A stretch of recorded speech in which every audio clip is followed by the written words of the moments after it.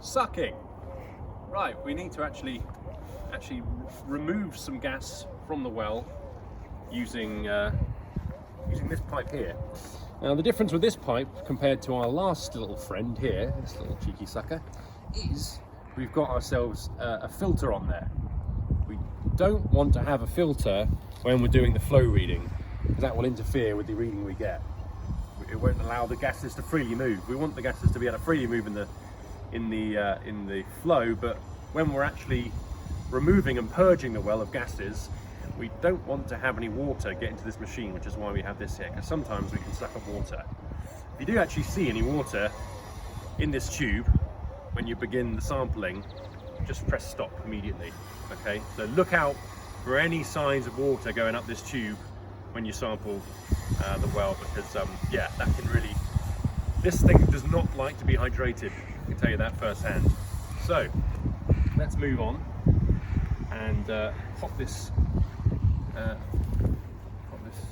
on the bung again. Here we go. Put that on there. So yeah, we've removed our other tube, and now we've put this new one on here.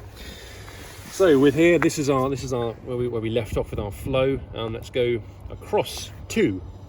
And if you were to turn the machine on, it would just be 1 across to the right, but we've come from the flow, so it was 2 across here from the left here.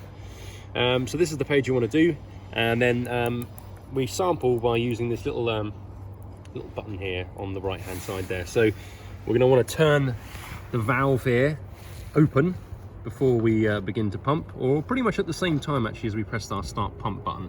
So we're going to turn that up, and then we're going to start to pump.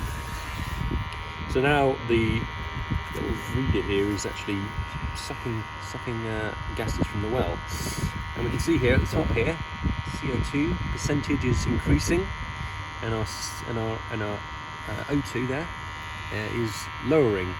That's typically what you see. If this is going up, this is probably going to go down.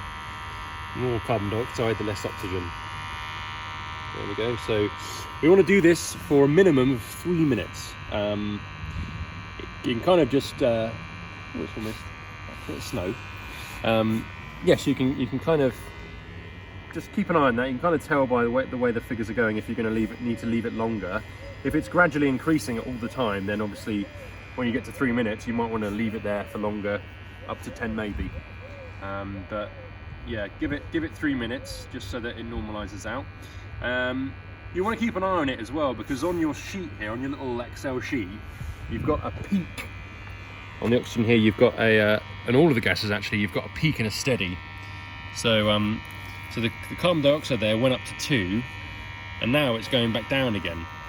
So with the carbon dioxide there, we want to make sure that we put in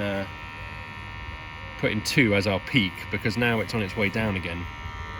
So now it looks like it's stabilizing at maybe 1.8, 1.7. So it's going down again now. And the oxygen as well, that's now going up. Oh, it's going, see now, look, it's changing again. It's increased now. Basically, you need to keep an eye on it, because it can vary the longer you leave it. But like I say, give it at least 3 minutes, and then you're going to get your final figure, which we're going to